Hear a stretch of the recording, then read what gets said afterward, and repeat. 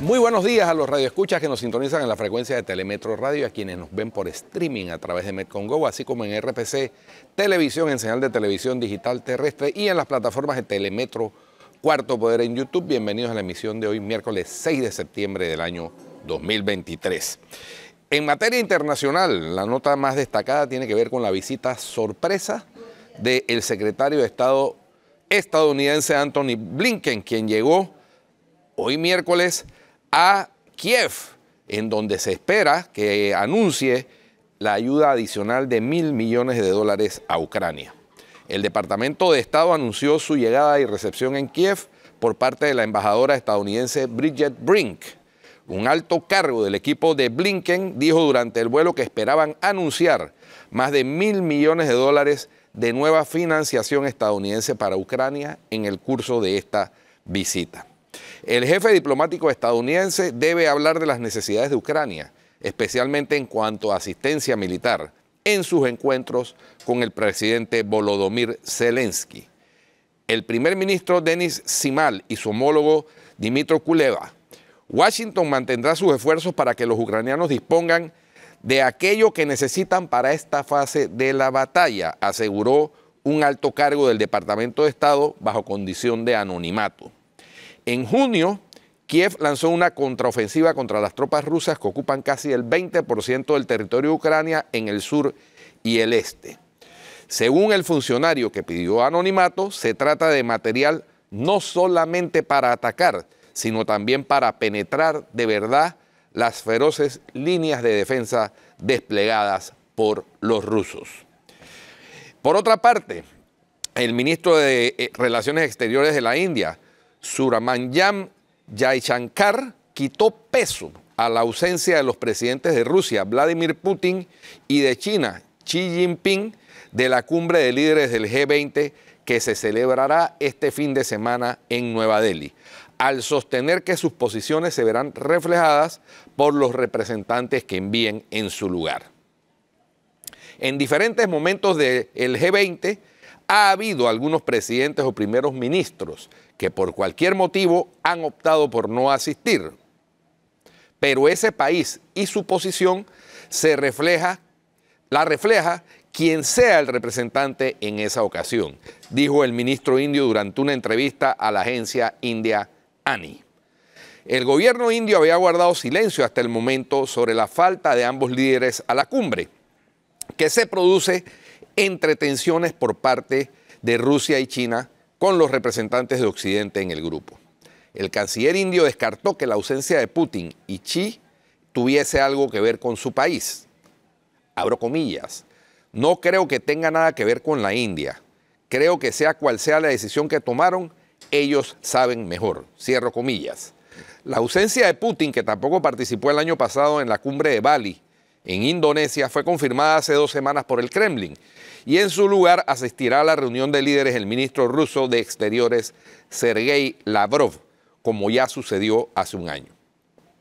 El presidente ruso es, junto con Xi, el líder con más cumbres del G20 en su haber, aunque se ha ausentado en las 2 reuniones del G20 que se han organizado desde el inicio de la invasión rusa de Ucrania.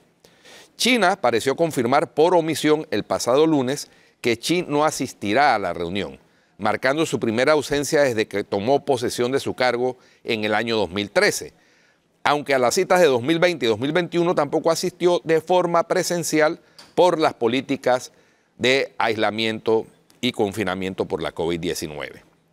Aunque Pekín no ofreció más explicaciones, señaló que le sustituirá en Nueva Delhi el primer ministro chino Li Qiang. La ausencia de Xi de la cumbre se produce cuando las relaciones bilaterales entre China y la India se encuentran en uno de sus puntos más bajos en décadas, y a pesar de que ambas partes inciden en mostrar de cara al público su disposición a rebajar la tensión a lo largo de la frontera. Muy bien.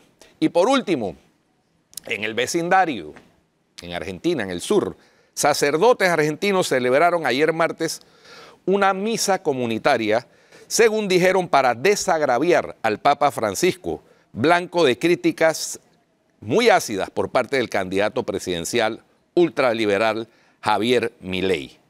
La misa, en desagravio por los ultrajes al Papa Francisco en la campaña política argentina de cara a las elecciones generales del 22 de octubre, se realizó enfrente de la parroquia Virgen de los Milagros de Cacupé, ubicada en la Villa 2124 en el sur de la capital argentina, frente a 1 millar de asistentes.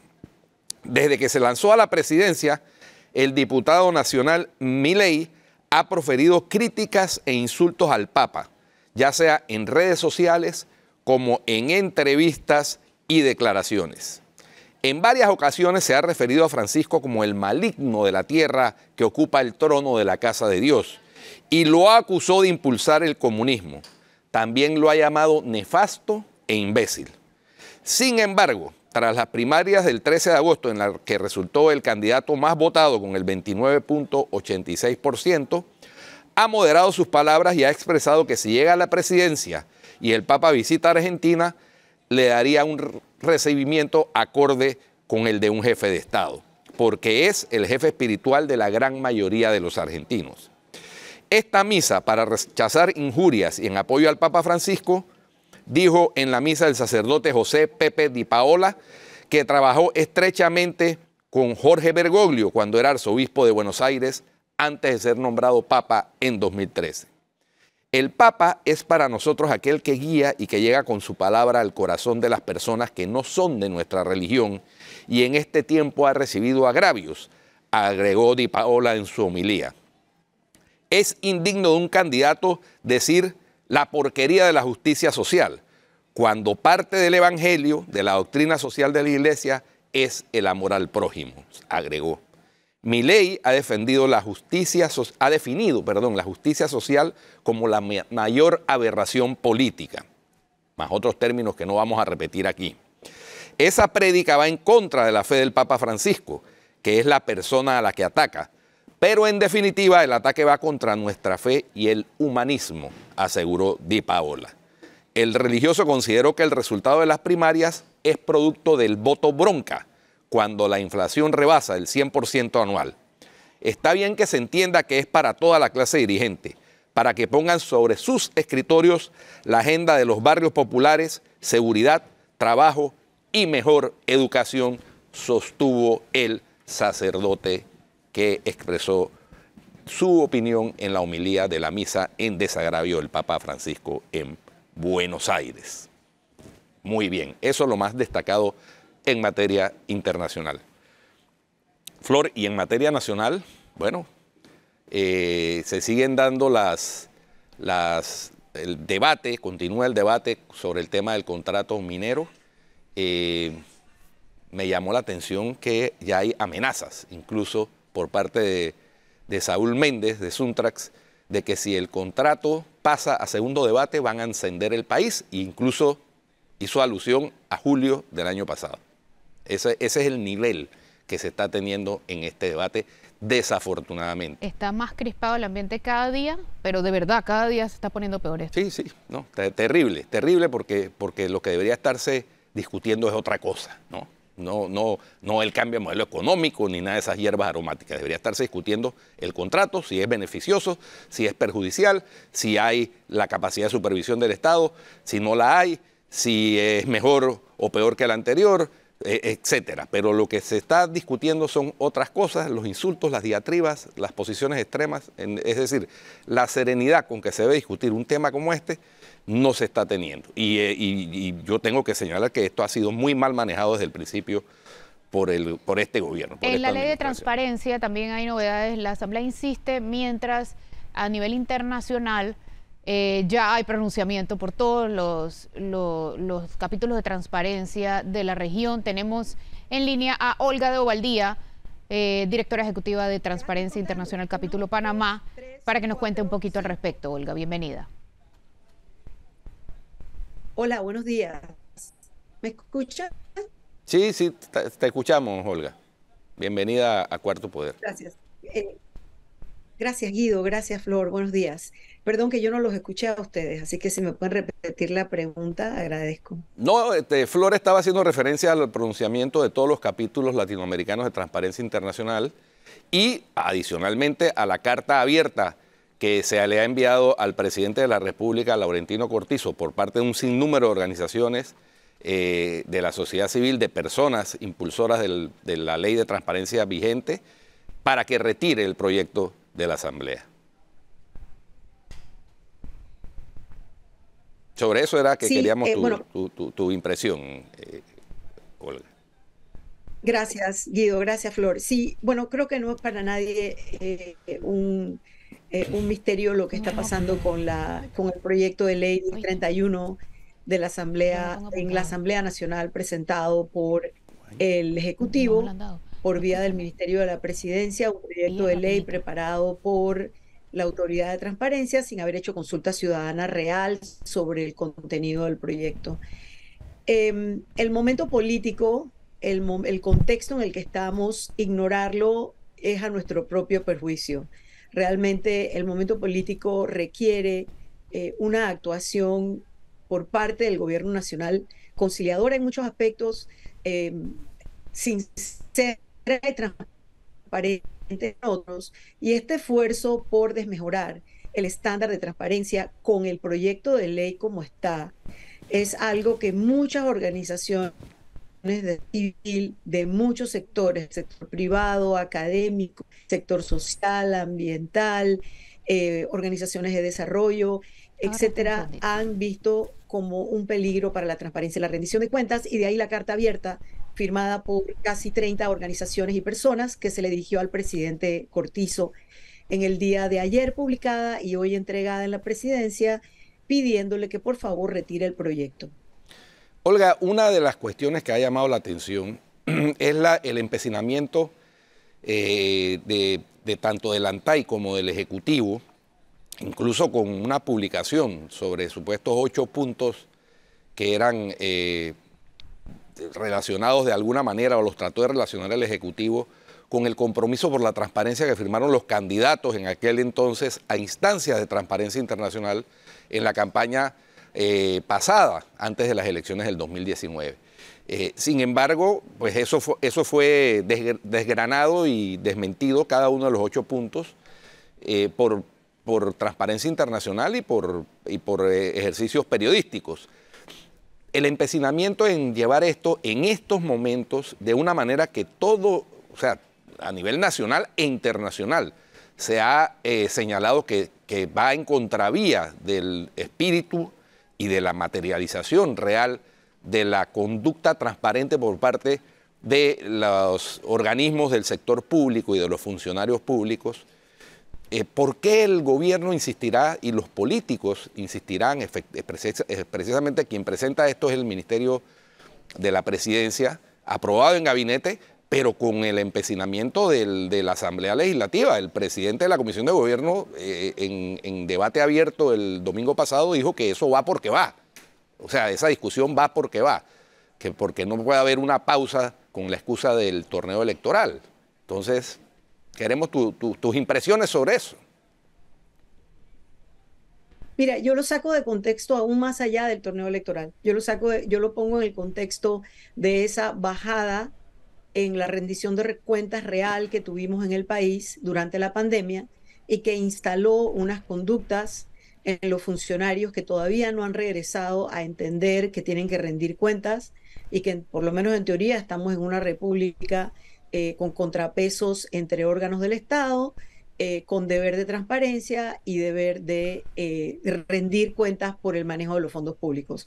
Porque sencillamente sería tapar el sol con la mano, no correlacionar este esfuerzo de desmejorar las vías de reclamar el derecho de acceso a la información pública con la Ley de Contraloría 315 del 22 de diciembre del 2022.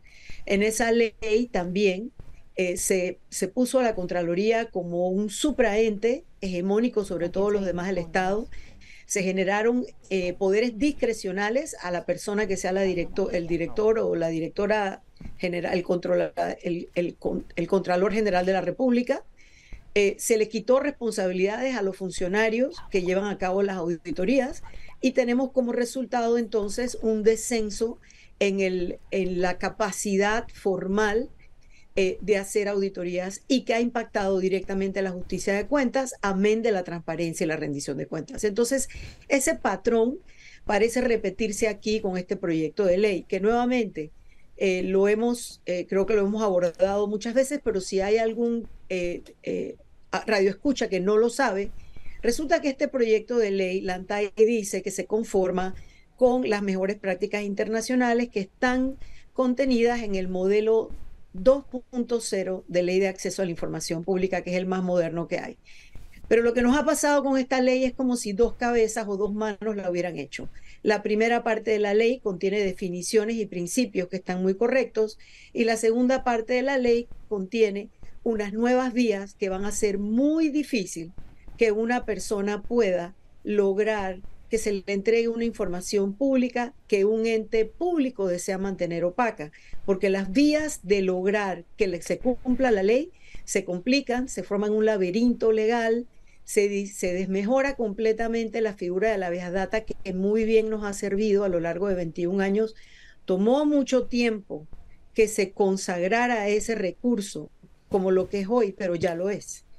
Y creo que el por qué, que es la pregunta original, hay que hacérsela directamente a los políticos. Mira, algo que me ha llamado mucho la atención es cómo todos los candidatos presidenciales, casi todos, se han pronunciado en contra del cambio de esta ley de transparencia. Les preocupa, les parece desafortunado. Hay dos o tres que han dicho, si la logran pasar y yo gano la presidencia, yo me voy a encargar de derogarla. Dime, por favor, quién es el único candidato que públicamente ha salido diciendo que sí, le parece muy bien, vamos a cambiar la ley. Gaby Carrizo.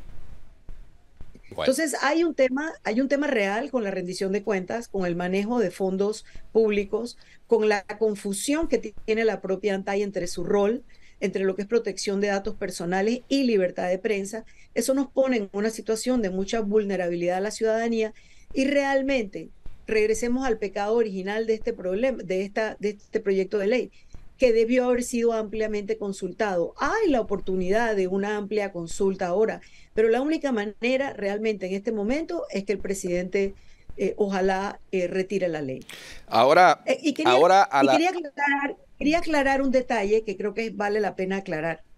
Los capítulos de transparencia internacional en América Latina, casi todos tienen, salvo nuestro país y otro, sencillamente por falta de fondos, lo que se llaman consultorios jurídicos, que son expertos en temas de acceso a la información pública.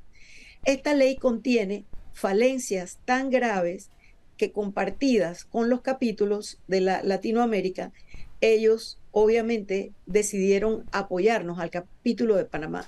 Pero los capítulos de Latinoamérica de Transparencia Internacional no están en su comunicado señalando o pidiendo retiros o discusiones de la ley. Lo que dicen es que es realmente baja el estándar de transparencia para el país y que apoyan las acciones que estamos llevando desde el capítulo de Panamá para lograr que no nos bajen el estándar de transparencia en el país. Muy bien. Muchas gracias, Olga. Ahora a las 10 de la mañana, por cierto, se rendirá el informe por parte de la Subcomisión de Gobierno y Justicia y Asuntos Constitucionales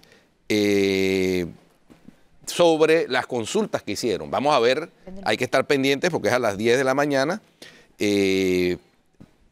estar pendientes de ese informe, porque según yo pude ver, ese informe debería reflejar lo que se reflejó en la reunión en APEDE, que fue donde se hizo esa reunión de la subcomisión, y fue un rechazo amplio al proyecto de ley, incluso la petición de canalizarlo a través del Consejo Nacional para la Concertación para lograr esa amplitud de consulta y retirarlo de la discusión en la Asamblea. Bueno, vamos a ver qué dice el informe de la subcomisión. Y vamos a ver qué dice el presidente Cortizo después de la carta que le enviaron. Sí, correcto. Si es que dices algo. Exactamente, ¿no? Vamos a ver de qué forma el presidente Cortizo siente que se puede esperar con este tema de la ley de transparencia, a menos que haya sido como una especie de señuelo, ¿no? Están metiendo la ley de transparencia para entretener a los medios de comunicación mientras meten contrato minero por otro lado, mientras meten... ¿O será que el señuelo es el presidente? La ley de carrera administrativa por el otro. Mientras meten los traslados de partida en la Comisión de Presupuesto, mientras meten más presupuesto para... Oye, ¿ustedes vieron el Telvil ayer? Sí, le aprobaron Yo no lo 29 millones. ¿Cuánto fue? 29 millones más. Como 29 millones. Barbaridad. Más de 25 millones le aumentaron en el presupuesto. De la UNACHI. O sea, verdad que esto ante es los, una fiesta ante los abierta. resultados ¿Qué es espectaculares eso? que ha obtenido académicamente, los premios que se ha ganado la universidad y los, eso. y O sea, los egresados de esa es burdo, es burdo. universidad Le siguen y dando la Y investigación. el plata. lunes 14 millones para pagar más planilla y así. No. Te aseguro, Estamos te aseguro en- que si la Universidad de Panamá llega a la Asamblea a pedir 5 millones, no se lo dan Tú sabes tan que- rápido, ¿ah? Pero se lo dieron completo. Tú sabes que todo lo que o pidió. los chantajean. Sí, todo lo que pidió. ¿A dónde está el Contralor? La La rectora pregunta de la del UNACHI. millón. tú sabes que Wow. hay unos que dicen it's show time. Bueno, estamos en goal time. Por eso te digo, Goal time. no vaya a ser que... La hora de los goles. Claro, por eso de repente el gobierno tiró lo de la reforma a la ley de transparencia para ocupar, distraer a los medios. A lo mejor de repente no pasa. Espero yo que haya sido eso la intención y no necesariamente de que eso vaya a tambor batiente como lo hacen muchas veces. Va porque va. dijo Va porque Leandro va. Ávila. Mientras estamos discutiendo este tema, espérate, vamos a meter por el lado izquierdo entonces lo del contrato minero, vamos a meter por el lado izquierdo entonces lo de las traslados de partida, vamos a meter por el lado izquierdo la ley de carrera administrativa y todas las que vienen, los goles, ¿no? Los goles del periodo. Bueno, Bueno, vamos a un cambio y regresamos con nuestra invitada para el día de hoy.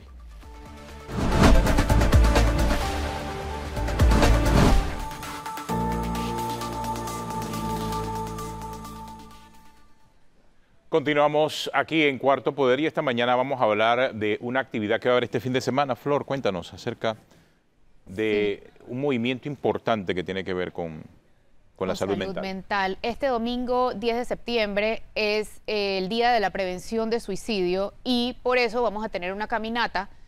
Son 10 fundaciones las que están organizando este evento y hoy nos acompaña Denise Bennett de Martinelli. Ella es la mamá de Daniel, en quien se inspira esta caminata, es en memoria y de tu hijo Daniel. Cuéntanos un poquito, Denise. Bueno, esta fundación fue creada en 2016 a raíz del fallecimiento de mi hijo Daniel por suicidio. Y pues desde entonces yo ideé pues con mi familia que había que hacer algo porque en realidad tú sabes, Flor, que esto ha sido un tabú y de ahí el nombre que ustedes también utilizaron, Rompamos al Silencio, porque la gente no hablaba prácticamente nada de sus familiares con problemas mentales. Pues mi hijo a los 25 años empezó a desarrollar esta conducta de que le empezó a dar miedo todo, pensaba que lo estaban espiando, una esquizofrenia que en realidad jamás fue diagnosticada en 2 años porque él también hizo consumo de algunas drogas, como casi todos los jóvenes, pero a algunas personas no les pasa nada y a otras personas que tengan, por ejemplo, un gen, te puede disparar un brote psicótico. Y entonces, pues Daniel fue un muchacho buenísimo hasta que empezó a pasarle eso, todavía lo seguía haciendo, pero se asustaba mucho de lo que le estaba pasando. Y entonces, pues lamentablemente, por más que hicimos y los llevamos a todos los psiquiatras panameños y todo, y él era de los que era todo naturista, no quería esto, que le dieran medicamentos, entonces era una situación un poquito difícil en ese sentido, ¿no? Y hay que sobrellevarlo. Y en ese aspecto, pues quiero dar el consejo de que sí se dejen ayudar, que sí hay maneras de tener una vida totalmente funcional a pesar de tener estas condiciones mentales. La importancia de buscar ayuda a tiempo. Así es. Y por eso aquí estamos y todas estas actividades que hacemos son precisamente para generar los fondos para poder buscar ayuda para estas personas que quién sabe o no saben dónde ir o no tienen los medios para pagar una psicología, una asistencia. ¿Qué consejo puedes darle a un padre de familia que esté en una situación similar a la que tú pasaste, Denise? Que no están solos, que busquen ayuda, que hablen con su hijo y sepan que hay lugares a donde pueden acudir. No solamente Fundación Serenamente, está Fundación Relaciones Sanas, que vayan de inmediato al centro, a algún centro de salud, pues, donde se ofrecen también estos servicios gratuitos. Y bueno, estudiar lo que está pasando una vez que lo sepan, ¿no? Entonces, hay otras fundaciones pues, que están apoyándonos en este caminar. Además de Fundación Serenamente, Fundación Relaciones Sanas, está la Cruz Blanca Panameña también que se dedica a este tipo de cosas. Está Ni Uno Más, Fundación Piero Rafael Martínez de la Hoz, Escucho Panamá, Rompamos el Silencio, Fundación Iguales, FON y los Rotarios. Y los Leones. Los Leones. Todo lo que se recaude en esta caminata y luego hay una feria luego en el Parque Urraca, Correcto. Se destinará a pagar terapias para personas de escasos recursos en riesgo de suicidio. Eso es así. ¿De dónde empieza la caminata? ¿Dónde termina? ¿Cómo es La logística? caminata empieza enfrente de los estacionamientos del Hilton en la avenida Balboa, llega hasta el Mercado del Marisco y regresamos a el Parque Urraca, donde tendremos diferentes eventos que van desde que llegamos hasta las 2 de la tarde, porque la caminata empieza a las 7 de la mañana. Entonces, de 7 a 8 la caminata y después de 8 a las 2 es el mercadito. ¿Y qué hay en el mercadito? A ver, sí, no quiero dejar nada por fuera. En el mercadito, por ejemplo, vamos a tener diferentes actividades. Por ejemplo, están Boris Fletcher con clase de ejercicio, Crisel Martínez con clase de pilates, Darío Ramírez, cuentacuentos para niños, Rolando García, defensa personal, Joel Silva y Cedric Miró, stand-up comedy, Esther Basher, arte para niños, Benjamín Eisman, mago para niños, Ramsés Ospina, primeros auxilios. Además habrán puestos de comida, paletas, está Casa Verde con comida también, ¿qué otro se me queda por fuera? Antiburger y otros más que las personas que quieran participar en la caminata y apoyar, ¿dónde pueden inscribirse o adquirir la camiseta? Ese tipo de detalles para que esto sea una participación masiva y familiar, además de toda la familia panameña que quiera apoyar esta causa. ¿Dónde se puede hacer esa gestión? Bueno, pueden llamarnos a Fundación Serenamente al 60560226 y ahí pueden obtener las camisetas. Están a un valor de $10.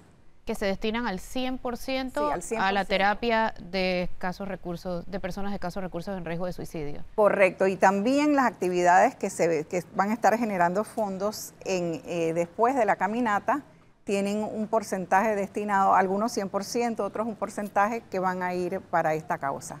Una de las cuestiones que nosotros hemos insistido aquí, pues Flores es de la Fundación Rompamos el Silencio, es en el manejo que le dan los medios de comunicación al tema. Si bien hay que dar la noticia, hay maneras profesionales de darla y además siempre debe incluirse en esa noticia los números de ayuda, las líneas de ayuda, para que la gente sepa y vamos, la gota de agua orada a la roca, dicen, se va insistiendo en eso, se va insistiendo. Esa línea de ayuda debería ser como el 911, ya que todo el mundo se la sepa de memoria, porque es un problema que causa una cantidad de muertes, sobre todo de jóvenes, que ese es el futuro de nuestra nación, el futuro de nuestra patria. Entonces, no podemos permitirnos darnos el lujo de perder vidas jóvenes en plena etapa productiva por falta de ayuda y por falta de atención a un problema que viene increciendo, el problema de la salud mental y de la falta de atención a ese problema. Así es, pero nosotros serenamente todavía no tenemos esa línea. No sé si tú sabes. Te escucho, hay varias líneas. Hay varias, sí, hay varias. Ahora las vamos a poner en pantalla. ¿Qué se hace cuando una persona no se quiere ayudar, Denise? Hay que seguir insistiendo con mucho amor. Hay que vigilarlos, tenerlos muy vigilados. No los podemos dejar solos porque en cualquier momento pues pasa una desgracia y eso no lo queremos. Yo diría que eso más que nada, pero sí insistir, pero con amor. Buscar diferentes medios, de repente amigos. Los familiares a veces no los quieren escuchar, de repente a veces es un amigo el que más te ayuda, ¿no? Así Entonces es. eso es lo que hay Sobre que... todo al identificarlo en una edad temprana, en donde ellos se identifican más con los amigos que con alguien adulto que le pueda orientar. Exacto, buscar esa persona que tú sabes que tiene siempre la palabra correcta es lo que yo aconsejaría. Denis, gracias por acompañarnos hoy. Gracias. Y a ojalá ustedes por se llene la invitarme. caminata. Esperemos que sí. Gracias, Gracias. Denis. Vamos a un cambio nuevamente y ya volvemos con otro invitado más.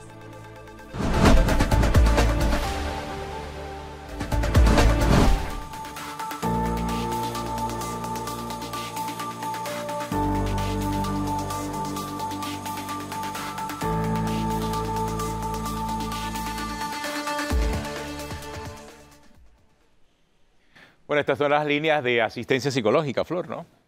Así es importante tenerlas, saber que existen y saber que hay personas dispuestas a escuchar y a dirigirlas y guiarlas a lugares donde se les pueden ofrecer ayuda Mira, inmediata y gratuita. El que quiere aprenderse una fácil, ahí está 169, opción 2, 147. Mire. O sea, tampoco tiene que memorizarse grandes números, ¿no? Por eso yo decía que ojalá llegáramos a tener eso presente línea como unificada. tenemos el 911. Sí, por una ejemplo. línea unificada de Así ayuda. es. Ha sido el mayor reto de los últimos años. Sí. Y atentos también los padres de familia a las señales, porque lo que nos narraba Denise era clave y el rol del padre de familia es importantísimo para identificar esos factores de riesgo que puede haber detrás de una conducta que comprometa la salud mental de un joven, de un adolescente. Son las primeras personas, los padres y la familia inmediata, las que pueden ver cambios importantes en la conducta de los pelados. Uno que se aísla, dos que empieza a comer distinto, ya sea mucho o muy poco, que se despide de gente, que se encierra en su cuarto, que no quiere hablar, que empieza a desmejorar su conducta o sus notas en la escuela, que está constantemente triste, que se trata de esconder, tanto en su forma de vestir como en su forma de socializar, cambia de amigos drásticamente, es bulliado, sufre de homofobia. Hay varios factores importantes de tener en cuenta para ver que nuestro familiar no está bien. Hay que saber aprender a escuchar sin juicios ni estigmas sociales y poder ayudar a las personas que realmente queremos. Está en nuestras manos, el suicidio es prevenible, no es previsible, pero sí es prevenible y está en nuestras manos poner manos a la obra, valga la redundancia. Continuamos, nos acompaña el doctor Carlos Abadía, Movimiento Otro Camino. Vimos que el señor Ricardo Lombana estaba enfermo, pero lo estamos viendo activo ya en redes sociales. ¿Ya se mejoró el señor Lombana? Está en mejoras, pero va a tener que estar en casa por un par de tiempo. semanas, sí. Una bronquitis mal cuidada. no bien tratada o no bien cuidada. ¿Cuánto tiempo tiene que estar en reposo? Un par de semanas más por lo menos en descanso. Y Hasta después que pasen las alianzas, por lo visto, entonces. bueno, Ya tiene la excusa perfecta y que no me pude reunir para aliarnos. No tuve reuniones. no, digo, Estaba en cama. dio esto y ya lo veíamos, habíamos visto en unas reuniones que habíamos tenido un desgaste y casualmente el fin de semana anterior se le eliminó todas las actividades que tenía para el descanso, pero comenzó esa semana, ese lunes. Pero no hizo caso. Sí, habrá hecho, pero no lo necesario y estos son cuidados que hay que tomar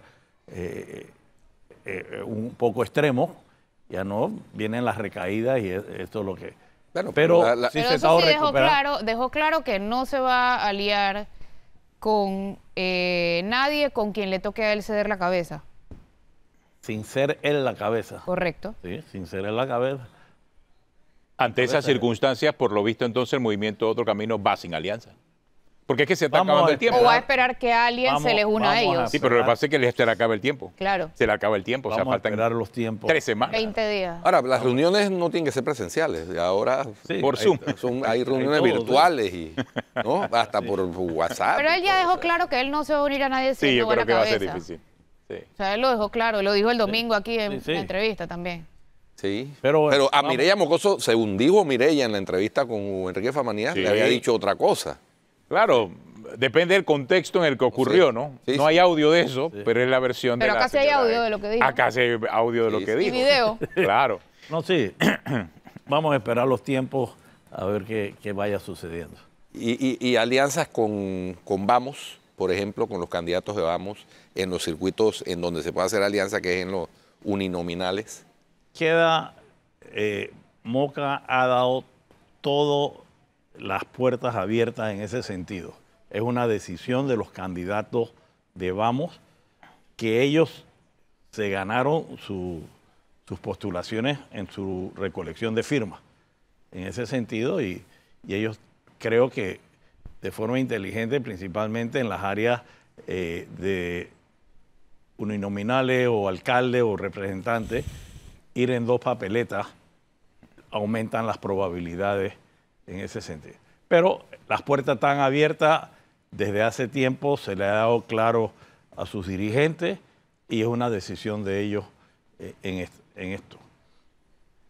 El doctor Carlos Abadía también estaba haciendo un análisis en redes sobre la frágil situación actual política del país. Yo creo que sí es importante hacer ese análisis, porque él retrotraía el recuento histórico a lo que había pasado en 1979, cuando quizás un gobierno sin capital político en ese momento terminó sucumbiendo a una reforma educativa, a una huelga de maestros, que a la vez provocó todos los movimientos que en la década del 80 hicieron tambalear al régimen militar. Pero usted dice que las circunstancias y las condiciones actuales pueden ser muy similares, doctor Abadía. Yo creo que hay que aprender de la historia. En el 79, los gremios magisteriales se opusieron, fueron a una huelga, terminamos los gremios médicos apoyando esa huelga y comenzó la población a apoyar, y fueron 2 meses, terminaron derogando la reforma educativa.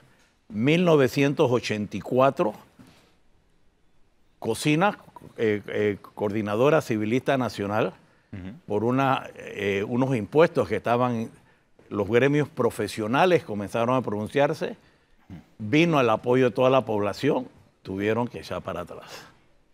1987, el origen de la cruzada civilista, no, que ese es un movimiento empresarial de rabiblancos en esto. Mira las consecuencias que tuvimos en esto. Y recuerdo que teníamos 2 semanas en la calle y un diputado del PRD dijo, no se preocupen que esto pasa, en una semana más todo esto se ha olvidado. Duró 2 años y medio, un desastre nacional, cuando el dictador no quiso entender esto y las consecuencias que tuvimos. 2006, presidente Martín Torrijos presenta una reforma de la ley del Seguro Social. ¿2004 o 2005? No, el 2004 él llegó, y 2005 o 2006 fue que se presenta, y él a un grupo que nos llama, me acuerdo que uno del grupo, Guillermo Villarreal, que era presidente del CONEP, le dice, pero usted ya ha conversado esto y divulgado con el pueblo, y dice, no, yo tengo los votos en la asamblea y listo. Ahí pasó, se prendió el país, tuvo que echar para atrás, esa ley la quitaron, había sido sancionada y todo, para entonces entrar a una mesa ya con una debilidad política, con una presión, y se construyó una ley, ok, se habla, pero ya débil. Entonces, ¿a dónde quiero ir con esto? No podemos imponer algo porque me da la gana de hacerlo de todas maneras.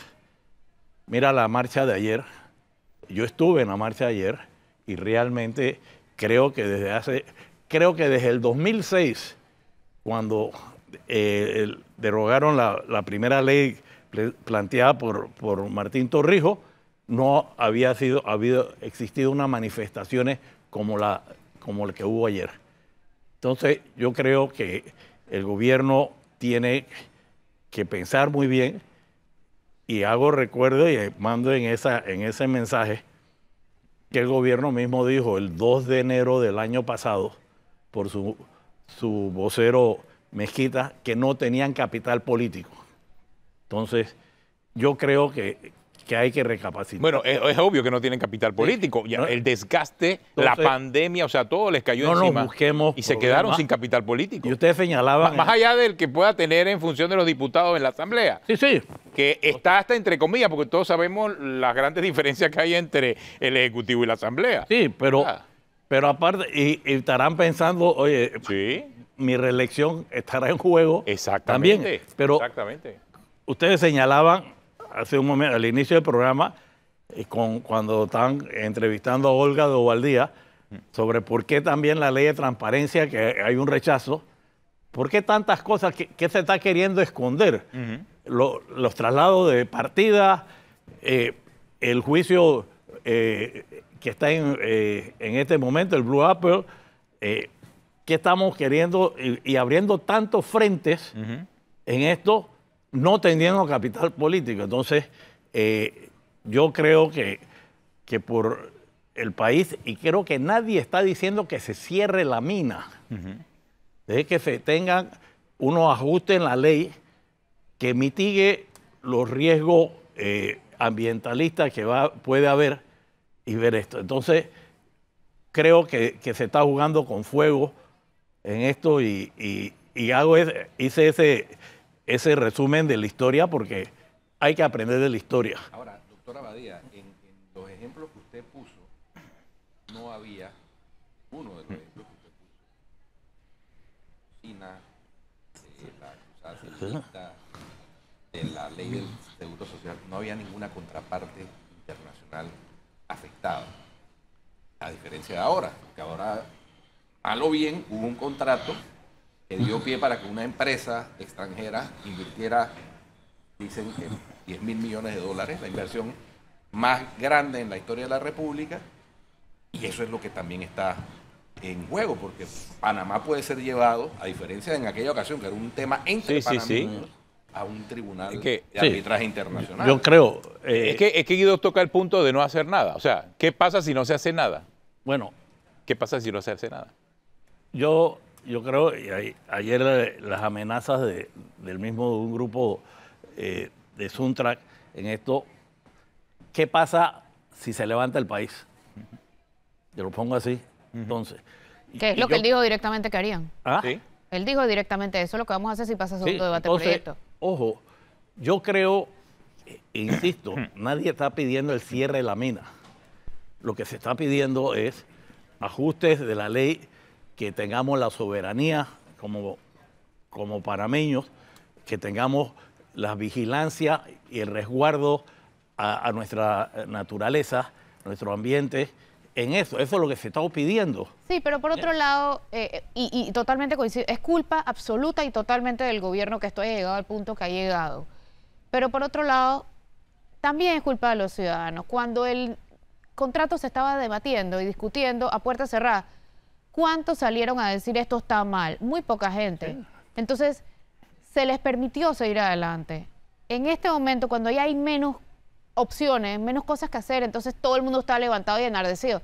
Si la mitad de la gente que hoy está protestando hubiera criticado esto y cuestionado y puesto presión a la hora que estaban negociando realmente el contrato a puertas cerradas y sin siquiera decir los negociadores, esto no hubiera llegado donde llegó. Estoy claro, pero digo, lastimosamente comienza, es más, Otro Camino fue el único que se pronunció en ese sentido. Se sacó su posicionamiento desde abril en una página en el periódico y se distribuyó en esto. Pero, ok, está bien, pero si vamos a hacer esto, nos vamos a 1996, cuando se aprobó ese primer contrato, que ahí es el origen de todo. Ahí comenzó todo, exactamente. Comenzó todo. Y en el gobierno de Varela se hizo un decreto para que continuara. O sea, yo creo que... Y que se rechazó en la Asamblea, por cierto. Sí, pero digo, yo creo que yo estoy planteando siento que hay un ambiente muy peligroso, que se puede perder el control del país. Y entonces se vayan a tener las consecuencias que tú bien dices, Guido, internacionales en ese sentido. Yo creo que debe buscarse la salida correcta con las garantías de que se estaba exigiendo y que han señalado varios de los expositores como Chembarría y otros que han estado planteando los ajustes que debían hacerse. A eso es lo que yo creo y debemos evitar y aprendamos de las lecciones anteriores que hemos tenido en esto. Eso es lo que yo creo que tenemos que recapacitar en esto y no entiendo, y como bien repito, ustedes señalaron, tantos frentes en este momento. Sí, eso es lo que nosotros hablábamos esta mañana acerca de cuando tú ves tantos frentes abiertos, puede ser que varios de los frentes sean señuelos para distraer la opinión pública. No solamente está ley de transparencia, contrato minero, ley de presupuesto. También está... ¿Qué está pasando por allá? Claro, también está el que le prohibiría a los bancos, aseguradoras y demás cerrarle cuentas a clientes con problemas con la justicia, por ejemplo. También está la creación de un viceministerio para la juventud, otro viceministerio para marco climático y un ministerio para deporte. Aparte de eso, tienen extinción de dominio, que ese sí no lo tocan. No, nadie habla de extinción. Tampoco el Código Penal, tampoco la ley de protección a los denunciantes de delitos anticorrupción. Todo lo que tenga que ver con corrupción para proteger, para prevenir la corrupción y sancionar la corrupción, no lo pasan. Entonces, esta semana viene, te lo dijo en el noticiero alguien, que no me acuerdo quién era, que esta semana viene la gente de Gafi, que ya está aquí de hecho. Ya está, sí, exactamente. Entonces, ¿qué le vamos a presentar? Y que se espera supuestamente que Panamá salga de la lista gris del Gafi. Esta semana me lo dijo el propio director general de ingresos, Julio de Gracia. Así Hay que ver. Y deben estar reunidos aquí por una semana. Ya deben estar en Panamá, pienso yo, porque se van a quedar más o menos. Y además está la ley de carrera administrativa y además está la ley que le permitiría al gerente de la cadena de frío que su nombramiento sea por 7 años, prorrogables a partir de que se sanciona la ley. Eso significa que van a nombrarlo nuevamente cuando se sancione la ley y va a durar 2 gobiernos más, por eso por 7 años prorrogables. Es una locura. Ese es el mismo esquema que usó el expresidente Martinelli en lo que se llamó el gobierno paralelo, que le dejó sembrado al que asumía el cargo, que ya era presidente electo, y entonces aprovechó para dejarle sembrado ese tipo de situación. Eso fue desmontado, porque es que eso es lo que no calculan cuando aprueban esas leyes, hay elecciones, los nuevos que llegan, pues cambian ese tipo de cosas. Ya tenemos esa experiencia y parece que no aprendemos la experiencia, doctora Abadía. Pero ellos tienen de todas formas el gancho, ¿no? Para ver qué pasa. Yo digo, insisto, y por eso hice ese recuento de la historia. La historia tenemos que conocerla para no repetir. Y no es debilidad de un gobierno echar para atrás, es reconocer que la población a quien ellos representan no está de acuerdo con esto y la marcha de ayer fue significativa en esto y yo sí creo que deben sentarse a analizar muy seriamente lo que se le puede salir de la mano y perder la tranquilidad las calles de Panamá. Ahora digo, paralelo a todo lo que se está moviendo en la Asamblea, no nos olvidemos del drama que hay en la frontera con Darién. O sea, estamos viendo que en esta semana nada más pasó la cifra, o sea, rompió todos los récords en cuanto a la cantidad de personas que diariamente están transitando esa frontera. 1.500 por día en promedio. Que ya se ha trasladado parte del problema a la frontera con Costa Rica. Exactamente. Y además mira la operación hoy, el tráfico de encima de los coyotes. Encima de los coyotes, 150 personas. Y eso es lo que han podido identificar y capturar las autoridades del Senafront. O sea, que imagínate cuántos más están lucrando lo que está pasando en esa frontera. Mira, hay un drama humano. Horrible. Hay un ambiente de extremo a extremo, desde la frontera con Colombia y la frontera con Costa Rica y en el centro del país. Y quiero agregar algo. A diferencia de todo esto, de esa historia, hoy día la divulgación es fluida. Hoy tenemos las redes que no existían en ninguna de esas y se conoce. Así es. En aquella época nos enterábamos al día siguiente por los periódicos o los noticieros. Ahora es en vivo. El fax, el Sí, fax que el era, fax. que era la tecnología del momento. Sí, sí, no, ahora es... Pero hoy día lo que está sucediendo, mira, las consultas que se están haciendo hoy creo que es en Donoso, no, en Donoso fue Hoy es en el distrito Omar Torrijos y mañana va a ser en La Pintada. bueno, y que todo eso está transmitiendo. no. Sí. No, Pero, es que la pero de no por la Donoso- asamblea, pero no por la asamblea. pues se está transmitiendo. La asamblea Y tiene... se han Se ingeniado. está para transmitiendo live gracias al Live. diputado Juan Diego Vázquez. La que está ahí. asamblea tiene 250 millones de presupuesto. Sí, Por Entonces, cierto, lo que y no pasa es puede que la de transmitir. Donoso fue muy dura y Sí. parece que la de Omar Torrijos también. Entonces, Ese es el tema, a nivel político, a nivel financiero y Hoy, todo. hoy hay Sí. un conocimiento al vivo de todo lo que está Sí, pasando. Claro, no hay forma de Bueno. ocultar nada. Ahora, me están confirmando aquí que la reunión del GAFI termina hoy y que el informe va a ser el 27 de octubre. Hay que estar pendiente. Estar pendiente. Hay un par de condenas que puede mostrar el Sí. Estado panameño. Sí, Hay pero varias. la Que antes voluntad no se demuestra existían. solamente con condenas. Sí, pero es que antes ni siquiera, antes teníamos no todas había las leyes, condena. Flor, Por pero no supuesto, había yo no- condena. Ariel Alvarado, por No sé. ejemplo, Estoy clara, blanqueo sí, de dinero bien. específicamente. Bueno, y el expresidente Martinelli. fue También, condenado exactamente. también. Entonces no... Sumada, ajá. Bueno, A ver qué bueno, pasa. se nos acabó el tiempo. Termina. Muchas gracias, doctor Calicho Abadía. Si usted sigue en Telemetro Radio, siga con el brunch y en RPC Televisión. Habla ahora con el profesor José Escobar y Delia Muñoz. Hasta mañana.